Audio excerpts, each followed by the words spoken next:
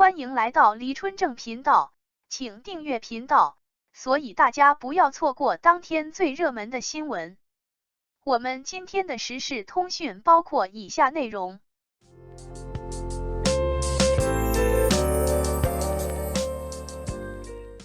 教你搞定像王一博、白敬亭一样高冷的钢铁直男。大家好，今天我们来聊聊怎么搞定高冷的男生。你以为外表高冷的男人内心都是有趣的灵魂，其实外表高冷的男人里面装的还有可能是一颗木讷的心。比如说近年新晋男神白敬亭、王一博。大家都知道白敬亭和王一博是娱乐圈的两个男神，人长得帅，戏演得好，脑袋瓜子还挺聪明的。但是大家对于他俩的熟知更多的还是两个人都是出了名的话题终结者。我来给大家举两个好气又好笑的例子。假如你是一个明星，如果有记者采访你说，某某为什么你微博更新速度那么慢呢？面对这样的问题，你会怎么回答呢？你可能会找借口说呀，我最近拍戏比较忙，没什么时间更新微博。或者你可能会说，我拍戏去了，微博最近都是经纪人打理的，但是人家白敬亭回复的就是我的微博，我愿意多慢就多慢。我再给大家举一个王一博的例子吧。在一档比较著名的综艺节目里，综艺节目的主持人问王一博，一博你现在是导师了，你平时都是怎么和学员沟通的呢？王一博回答，用嘴呀，不然呢？然后人家主持人又问，哇，一博，你今天好白呀。王一博回答，光打得好。两个画面都充满了尴尬的氛围。但是明星都是有光环的嘛，越是神秘高冷大家就越喜欢。但是在我们的现实生活中，你老公也是这种人，高冷、傲娇，不分场合，让你尴尬，拆你台，你忍受得了吗？我相信大家是受不了的，但是你又非常喜欢这样的男人，你该怎么搞定这一类男人呢？给大家介绍3个方法，专门针对这类外表高冷实则木讷的痞帅男。第一个方法是利用既定身份拉近心理距离。什么是既定身份呢？既定身份指的是你在心里将某人定义为某个身份，你就会以对待这个身份的方式去对待他。也就是说，你们之间的实际距离是可以由你们之间的心理距离决定的。比如说，你在自己的心里把他定义为你的男朋友，那你就会用对待男朋友的方式去对待他。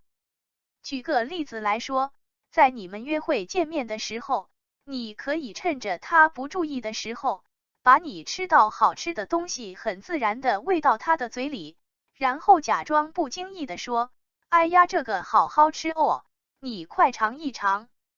再比如，你们一起走在街上，要过马路了，你可以顺手挽一下他的手臂，你可以一脸无辜的看着他，对他说，哎呀，这些车辆都不听话，乱闯红绿灯，我有点怕怕的，我扶一下你。早知道今天就不穿高跟鞋了，好累哦。再比如说，你们约完会，他晚上要送你回家，在漆黑的小区花园里，你可以突然抱一下他的手臂说，哎呀，那里好像有一条蛇，我好像看到他在吐信子了。大家要知道的是，女孩再小也是女人，男人在老心里也住着一个小男孩。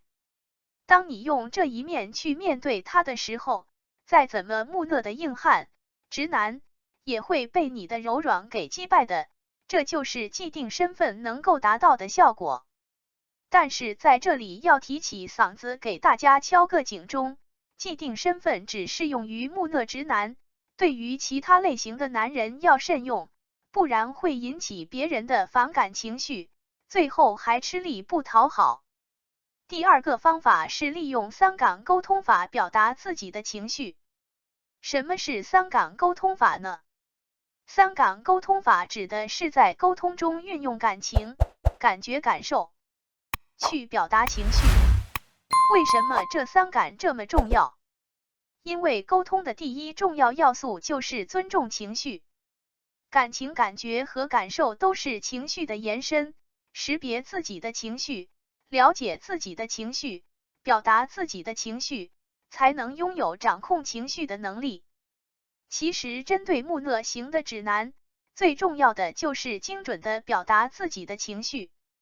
直男之所以高冷木讷，不是因为他们没有情绪，而是因为受到后天成长环境的影响，或者是在成长过程中逐渐形成的，他们习惯压抑自己的情绪，那么对于情绪的感知能力自然也会比正常的男人差一点，所以直男很难 get 到你的情绪。所以说在相处的过程中，需要自己去梳理情绪，并且精准的表达给他，这样才不会在关系的推进中出现沟通上的障碍。比如说你喜欢了，那你就直接说，亲爱的，我好喜欢你呀。如果你因为害怕暴露需求感或者害羞含蓄，所以你就很委婉的表达亲爱的，今晚月色真美呀，那他可能就要说你在说什么鬼话，今晚在下雨，哪来的月亮？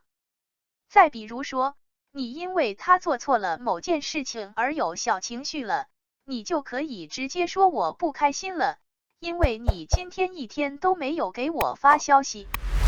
如果你不正面告诉他，反而让他去猜的话，他可能就会觉得你是一个麻烦精，跟你相处很累。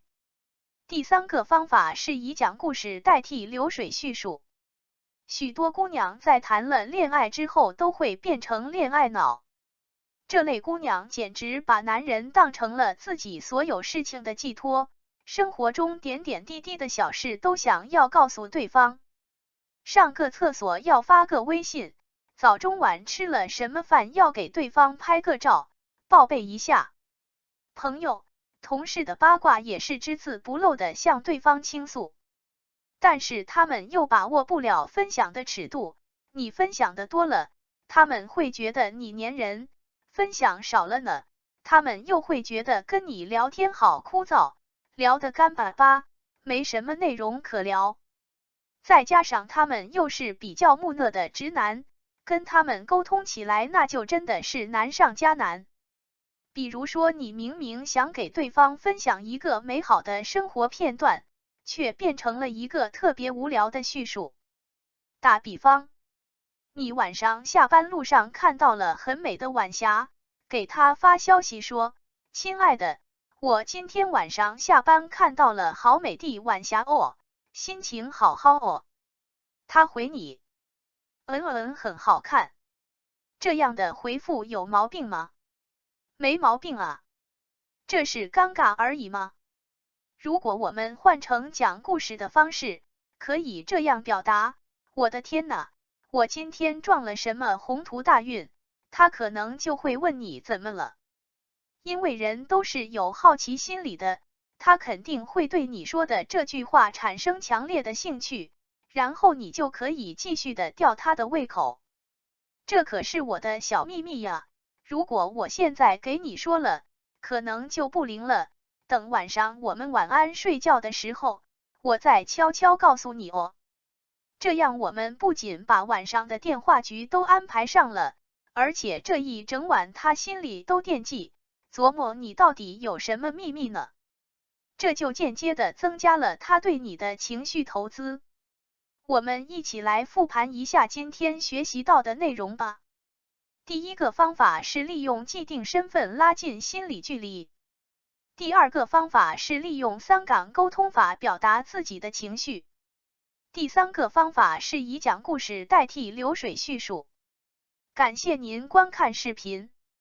如果您觉得本实时通讯有用，请不要忘记点赞、评论和订阅。